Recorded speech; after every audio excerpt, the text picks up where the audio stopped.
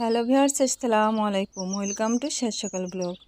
সবাই কেমন আছেন? আশা করি যে যেখান থেকে ভিডিওটি দেখছেন আমার সকল প্রিয় আপু ও ভাইয়ারা অনেক ভালো আছেন, সুস্থ আছেন। ভিউয়ার্স, আজ ঈদের চতুর্থ দিন। আমি আমার ব্লগটি আজ আরম্ভ করলাম বিকাল 4টা থেকে। আমি আমার প্রত্যেকটা ভিডিওতে বলে আসতেছি ভিউয়ার্স, আমি আমার অ্যাক্সিডেন্টজনিত অসুস্থতার কারণে আমার প্রত্যেকটা ভিডিও দিতে অনেক দেরি হয়ে গেল। কারণ আমার যেহেতু গলার হাড় ভেঙে গেছে, আমি হাত নাড়াচাড়া করা খুবই সমস্যা হচ্ছিল। খুব কষ্ট করে ভিডিও বানাইছিলাম, কিন্তু এডিট করতে পারিনি, ছাড়তে পারিনি। তো অনেক দেরি হয়ে যাচ্ছে। প্লিজ সবাই ক্ষমার দৃষ্টিতে দেখবেন আর আমাকে আগের মতো সাপোর্ট করবেন আশা করি। আর এই যে প্রচণ্ড গরম পড়ছে, আমি চুয়াডাঙ্গাতে আছি বাপের বাড়িতে। আর গরম গরম পড়ার কারণে এই যে বাগানে এসে বসে আছি, আম বাগানের কাছে। আর দেখুন, এটা হচ্ছে আমার ফুফাতো ভাইয়ের ছেলে, ওই উঠে বসে আছে। এই তো ভিউয়ার, সন্ধ্যার আগে এসে দেখি ছেলে পুলে মানে পিচ্চি বাচ্চা সবাই মিলে এই যে চড়ুই ভাতি খেলতেছে।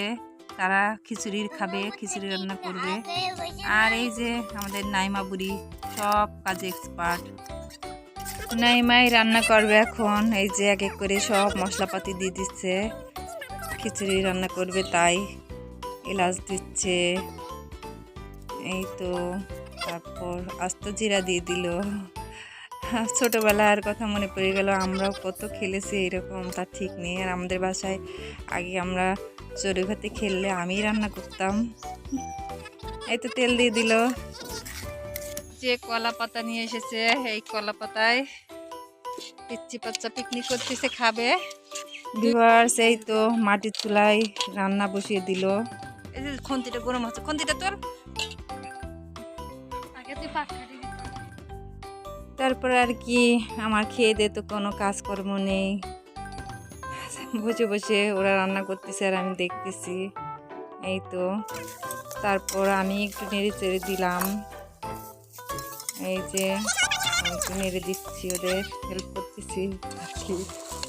তো আমার প্রিয় যে সকল আপু ভাইয়ারা ভিডিওটি দেখতে দেখতে এই পর্যন্ত চলে এসেছেন, প্লিজ মনে করে এটি লাইক দিয়ে দেবেন, লাইক দিতে ভুলে গেলে।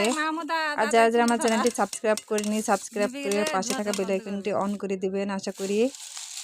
আর প্লিজ ভিডিওটি শেষ পর্যন্ত কন্টিনিউ করবেন, আশা করি ভালো লাগবে।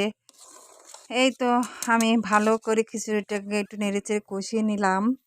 তারপর এই যে এখন পানি দিয়ে দিলাম পরিমাণ মতো। তারপর এই তো নেড়েচেড়ে এখন ঢাকা দিয়ে রাখলাম। ভিউয়ার্স, এই যে খিচুড়ি রান্না করা হয়ে গেছে, সন্ধ্যা হয়ে গেছে, চারপাশটা অন্ধকার হয়ে আসছে, দেখেই বুঝতেছেন। যা সেন্ট বেরিয়েছে তার খিচুড়ির আদা বাদেই।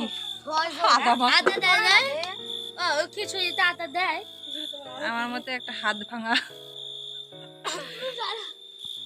নাইমা খিচুড়ি রান্না করেছে, আদা বাটা দিতেই ভুলে গেছে। যাই হোক, আর এই যে নাইমা বুড়ি খিচুড়ি বেড়ে দিচ্ছে সবাই কলা পাতার পাত পেরে বসেছে, এখন সবাইকে কলা পাতার ভেতরে খেতে দিচ্ছে। এই যে এক এক করে সবাইকে বেড়ে দিচ্ছে নাইমা। তো ভিউয়ার্স, আপনারা কে কে ছোটোবেলায় এভাবে কলা পাতায় চড়ুই ভাতি খেলেছেন কমেন্টে অবশ্যই জানাবেন। আর আসলে এই যেভাবেই রান্না করুক না কেন, চড়ুই ভাতির খাবার খেতে এত টেস্ট হয় কি বলবো। তো এই তো পিচ্চি বাচ্চার চড়ুই ভাতির খিচুড়ি আমরাও খেলাম। তো সত্যি সত্যি অনেক টেস্ট হয়েছিল খিচুড়িটা। যাই হোক ভিউয়ার্স, ব্লগটি আজকে এখানেই শেষ করব। সবাই ভালো থাকবেন, সুস্থ থাকবেন, আল্লাহ হাফেজ।